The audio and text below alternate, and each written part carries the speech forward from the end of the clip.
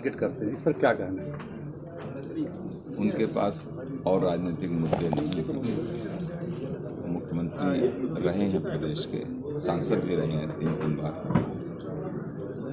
उनको वैधानिक प्रक्रियाओं को समझना चाहिए था, तब इस तरीके के बयान देने चाहिए था। हमने आपको डे फर्स्ट से कहा था कि इस मामले से मेरा कोई लेना देना नहीं। आज भी वही चीज़ कह रहा हूँ, ना है मेरा। अब वो उनको और कोई मुद्दा मिलता नहीं है। पिछले 5 सालों में कभी भी जनता के बीच में खड़े नहीं हुए, तो विपक्षी भूमिका में अपना मुख्यमंत्री जी को अपना टारगेट करते होंगे। उनके अपने उससे उनको लगता है कि हम ये नॉन सीरियस पॉलिटिक्स को एक देते हैं। कहीं स्वजाति होने का खामियाजा तो नहीं भुगतना पड़ रहा, क्योंकि आप मुख्यमंत्री की स्वजाति हैं, इसलिए उसका खामियाजा तो नहीं लेकर टारगेट करते हैं आपको? देखिए, हम लोग जात की राजनीति नहीं करते हैं। अखिलेश जी बार बार इस बात को कहते हैं।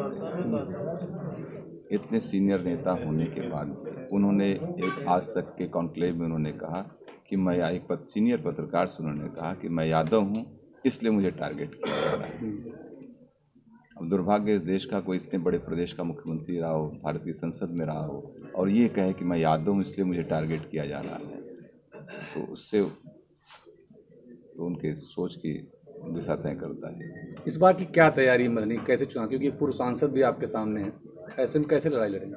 देखिए, हम लोग मल्हनी 20 साल से राजनीति कर रही थी। मल्हनी हुई, थोड़ा सा डिलिमिटेशन में थोड़े परिवर्तन हुए थे, लेकिन उन चीज़ों को हम लोगों ने ठीक कर लिया। इस बार हम लोग चुनाव बहुत अच्छी तरीके से जीतेंगे। 1 लाख से अधिक मत हम लोग प्राप्त करेंगे, और चुनाव का अंतर भी हमें लगता है 30-35 हज़ार रहना चाहिए मेरा। कल केपी सिंह मीडिया से बात करते समय कह रहे थे कि आपको 2014 में चौथी अवस्था तक भेजे थे, इस बार भी वही होगा, इस पर क्या कहना? चलिए, मुँह छोटी मुँह बड़ी बात है। 10 तारीख को परिणाम दिखेगा। हम लोग किसी लहर में जीतने वाले लोग नहीं हैं, न लहर की राजनीति करते हैं। हम लोग जनता की राजनीति करते हैं, और अभी उपचुनाव में परिणाम दिखा था पूरे सभी लोगों को, और अभी 10 मार्च को सबको रिजल्ट दिख जाएगा।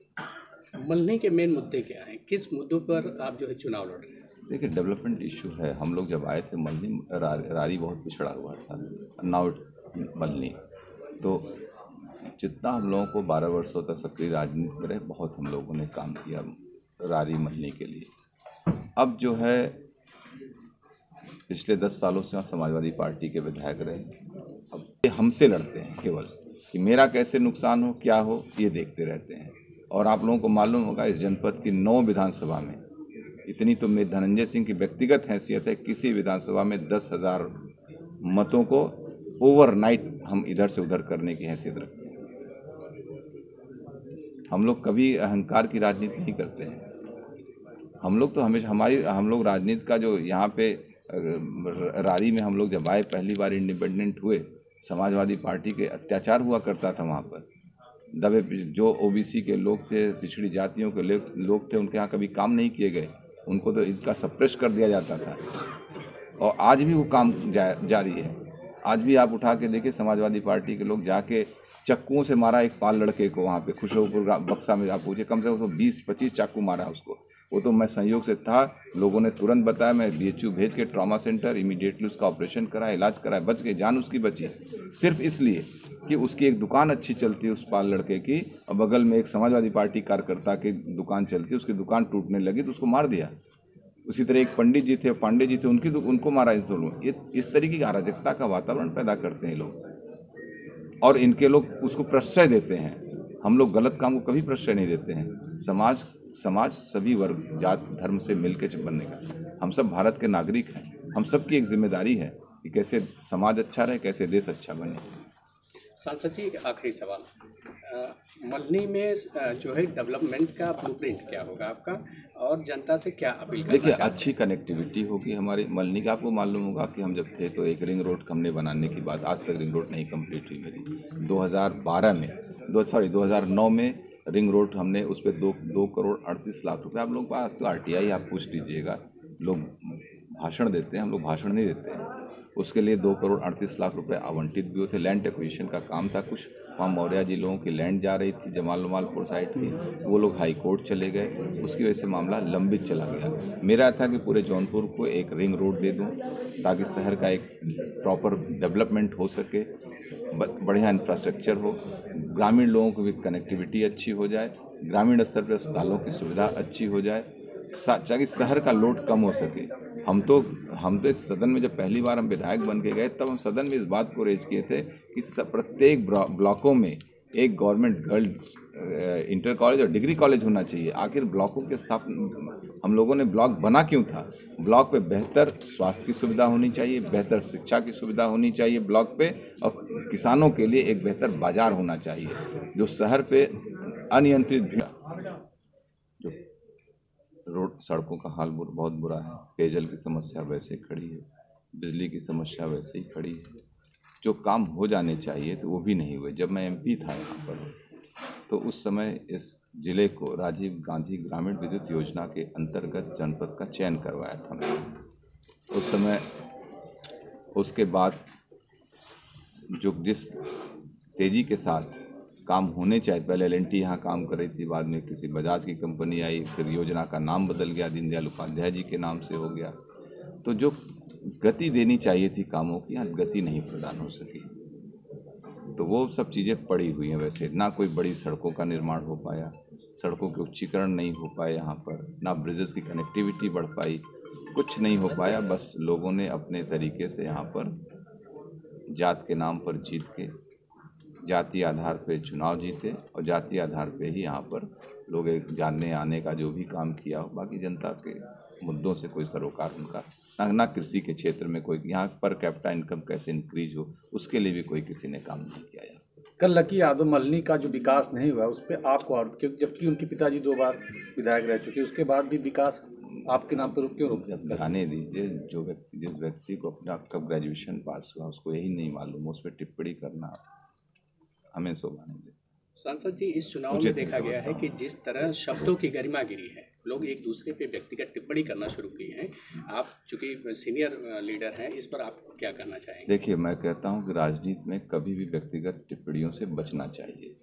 राजनीति में जब भी आप आलोचना करिए किसी की, नीतियों की करिए, विचारों की करिए, सिद्धांतों की करिए। और जिस तरीके से राजनीतिक गिरावट आ रही है, लोग व्यक्तिगत आरोप प्रत्यारोप लगा रहे हैं, ये राजनीति के लिए अच्छे संकेत नहीं, हमारी डेमोक्रेसी के लिए अच्छे संकेत नहीं। बार बार आपके जो 25,000 के इनाम को लेकर टारगेट विपक्ष कर रहा था, इस पर क्या कहना है? देखिए, विपक्ष नहीं कह रहा है, केवल और केवल समाजवादी पार्टी के लोग कह रहे हैं। ठीक है, समाजवादी पार्टी के मुखिया ने ये बात ट्वीट किया, कहा तो नहीं, कहीं मैंने सुना नहीं, लेकिन ट्वीट कर दिया। जिस दिन मेरे ऊपर एक डीसीपी ने रिवॉर्ड किया, उसके बाद हम नेक्स्ट डे हम सरेंडर कर गए। हम बाहर थे, आए, हम तुरंत कोर्ट जाके आत्मसमर्पण की। 1 महीना मैं जेल रहा। मैंने कोर्ट में हमेशा अपनी उपस्थिति दर्ज कराई। कोर्ट में एप्लीकेशन मैंने दिया कि मेरे ऊपर चार्जेस क्या जो मेरे ऊपर रिवॉर्ड किए गए। कोर्ट में 1 महीना मेरे जेल रहने के बावजूद भी वहाँ से करते इनाम क्यों होता है किसी के ऊपर? कोई बहुत वांटेड हो, आतंकवादी हैं लग रहा, जैसे हम खोजे जा रहे हैं। मैं 2 बार का विधायक साहब, मैं कहाँ भाग रहा हूँ? आप लोगों को याद होगा, मेरे वजह से एक धारा 144 लगाई गई थी जौनपुर में, ना मैं आया, अरेस्ट करो मुझे। लेकिन हम लोग कहीं भागने वाले लोग तो हैं नहीं। इस तरीके का काम किया कि मैं नेक्स्ट डे 1 महीना मैं जेल भी रहा। परिणाम क्या रहा? 0। फिर मैं जमानत करा के आया। मैं यहाँ जिला पंचायत का चुनाव था, जिला पंचायत का चुनाव मैं लगातार क्षेत्र में हूँ। मैं तो कहीं नहीं, मैं तो किसी भी बेचना हमेशा समय समय पे कोर्ट में फेस करता रहा। कभी हमने भागने का काम नहीं किया। और मुझे मालूम था, मुझे पूर्ण विश्वास था कि इस मामले से मेरा कोई लेना देना नहीं हो। मुझे झूठ बोलने की कोई आवश्यकता नहीं कि आप लोगों के सामने या किसी के सामने।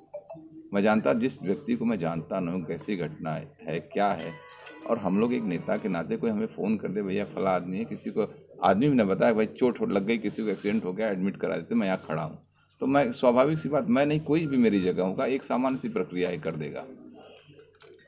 तो ये कोई ऐसी बात नहीं थी। और ये जो कहते हैं आप बार बार आरोप, मुख्यमंत्री रहे हैं, सांसद रहे हैं, उनको किसी वकील से बुला के राय वाय ले के कोई बयान देना चाहिए था। इस तरीके के बयान अच्छा नहीं लगता है एक पूर्व मुख्यमंत्री के जुबान से। जमानत की डेट की सुनवाई कोई जमानत की बात नहीं थी। छपा है, लखनऊ के हिंदुस्तान अखबार में छपा है। 18 की डेट दे दी गई है कि सुनवाई होगी।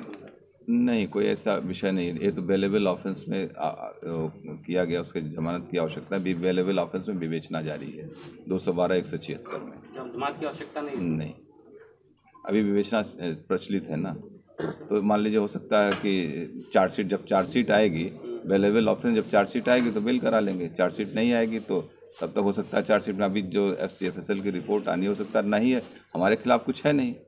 जिस दिन रिपोर्ट आएगी आपको खुद ही सामने मिल जाएगा। मैं पहले साल भर पहले कहा था, आज भी कह रहा हूँ, लेट द रिपोर्ट कम, आप देखिएगा खुद ही क्या हो जाएगा। जमानत का तब क्या मामला चल रहा है कि कोई मामला नहीं हो, वो तो मैंने पहले दिया था ना।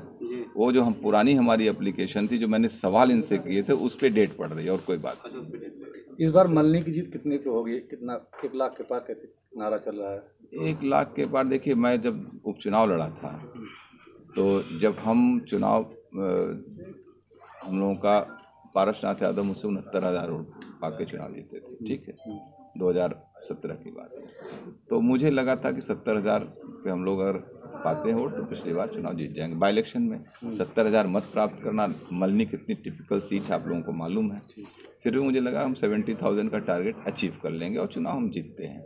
मुझे कतई नहीं मालूम था कि यहाँ के जिलाधिकारी, रिपोर्ट कम, आप देखिएगा खुद ही क्या हो जाएगा। जमानत का तब क्या मामला चल रहा है कि कोई मामला नहीं हो, वो तो मैंने पहले दिया था ना।